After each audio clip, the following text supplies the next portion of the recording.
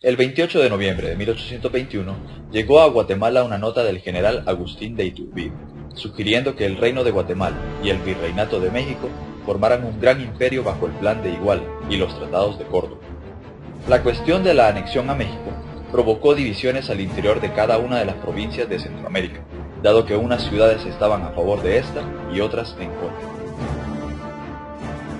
En Comayagua, Honduras, a través de su gobernador José Tinoco de Contreras, se pronunció a favor de la anexión, pero Tegucigalpa, la segunda ciudad más importante de la provincia, se opuso a la idea de la misma. Esto provocó que Tinoco tomara acciones represivas contra las autoridades de esa ciudad.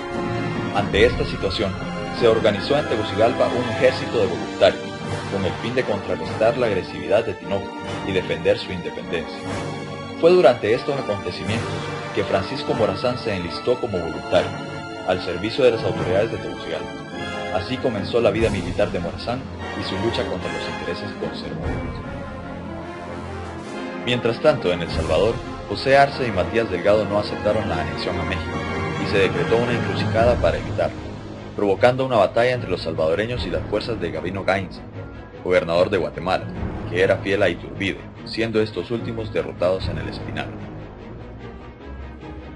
El coronel Manuel Arzú, enviado por Gavino Gainza, con una columna bien equipada, recuperó la plaza de Santa Ana, previamente tomada por los salvadoreños, y llegó hasta las afueras de la ciudad de San Salvador, donde se vio obligado a retroceder ante el empuje de los salvadoreños, declarándose en completa derrota y dejando el poder a los vencedores. En vista de la resistencia inesperada de San Salvador, Iturbide mandó de Chiapas, México, al brigadier Vicente Filísola con 600 hombres. Estos sitiaron El Salvador y derrotaron a los salvadoreños en Guazapa y Guayabal. Pero el 1 de febrero de 1823, Iturbide es derrocado por los republicanos en México, encabezados por Antonio López de Santa Ana, lo que permitió a Centroamérica su independencia de esta nación. Es así que el 1 de julio de 1823, la nación centroamericana pasó a llamarse Provincias Unidas de Centroamérica, quedando conformada por Guatemala, Costa Rica, El Salvador, Honduras y Nicaragua. Posteriormente, el 22 de noviembre de 1824, bajo el lema Dios, Unión, Libertad, la Constitución fue aprobada y la nación pasó a llamarse República Federal de Centroamérica.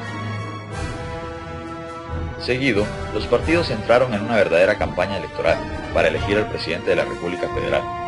Los liberales trabajaron por la candidatura de Arce, un hombre muy respetado entre los liberales por haber contribuido a la causa independentista. Los conservadores, al no encontrar un candidato prestigioso para hacerle frente a Arce, recurrieron a José Cecilio del Valle. Valle obtuvo 41 votos contra 34 de Arce y fue electo presidente de Centroamérica.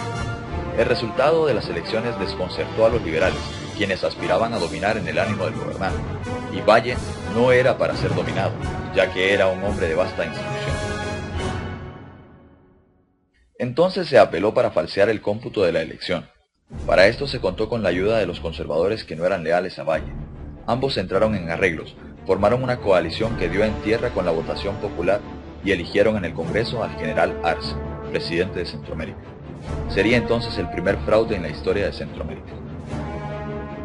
Arce se encontró con una gran oposición por parte de los conservadores, quienes por su influencia social y enorme poder económico no permitieron ningún tipo de avance en sus programas de gobierno.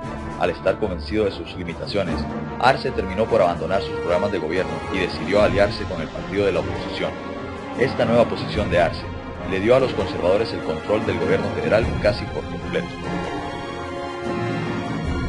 El gobierno federal, encabezado por Manuel José Arce, pretendía disolver el Congreso Federal y por ello convocó a una reunión que se celebraría en Cojutepeque el 10 de octubre de 1826 para elegir a un Congreso extraordinario. Esta medida de orden inconstitucional fue rechazada por el jefe de Estado de Honduras, Dionisio Herrera. Sin embargo, el presidente Arce no reconocía la autoridad de Herrera, alegando que su mandato provisional había expirado y que él estaba en el poder ilegítimamente. Por esta razón, la Asamblea Nacional había convocado a nuevas elecciones en Honduras, pero Herrera había hecho caso omiso de este decreto y se mantuvo en el poder. Por estas razones, pero bajo el pretexto de proteger las plantaciones de tabaco en Copán, propiedad del gobierno federal, Arce decidió expulsar a Herrera. Esta misión fue confiada al coronel Justo Milla, oriundo de Gracias, quien el 9 de abril de 1827, y al mando de 400 hombres, se asentó en San Sebastián, cerca de Comayagua, sitiando esta ciudad por 36 días, la cual fue quemada y saqueada. Morazán, durante el asedio, realizó varias salidas del recinto, atacando por sorpresa a las fuerzas sitiadoras, ocasionándoles bajas. En la postrera y más importante de estas salidas, este llegó a Tegucigalpa, donde con el coronel Remigio Díaz lograron organizar una columna de 300 hombres, con los que marcharon a proteger la hostilizada capital. El 29 de abril de 1827, Morazán envió al poblado de Las Piedras, hoy La Paz, al capitán Felipe Peña, con 80 hombres, el cual se batió con las fuerzas de Rafael Hernández y Rosa Medina al servicio de Milla, siendo Peña derrotado. Posteriormente, Morazán se enfrentó con las fuerzas de Milla en el rancho La Maradiaga. Esta confrontación no tuvo mayores consecuencias para ninguno de los bandos.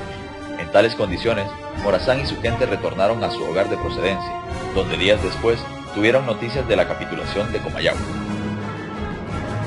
Para entonces, Herrera fue enviado a prisión a Guatemala, Milla quedó a cargo de Honduras, y Morazán se marchó bajo las garantías personales y salvoconducto a Oncona, las cuales le fueron otorgadas pero no cumplidas. Así, fue capturado y trasladado a Tegucigalpa por orden del comandante Ramón Anguiano.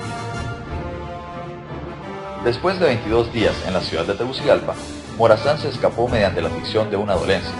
Este se tiñó sus encías con una sustancia colorante y las hizo sangrar, haciendo creer que padecía de escorbuto.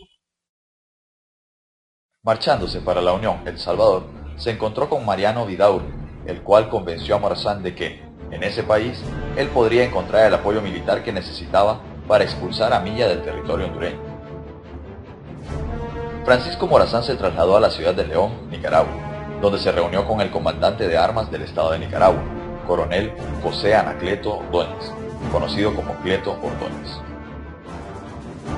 Para Morazán, la reunión dio sus frutos, pues el líder nicaragüense le proporcionó armas y un contingente de 135 hombres. A estos milicianos se les unieron las tropas del coronel Cepeda de El Salvador y algunas columnas de voluntarios hondureños en Choluteca, Honduras.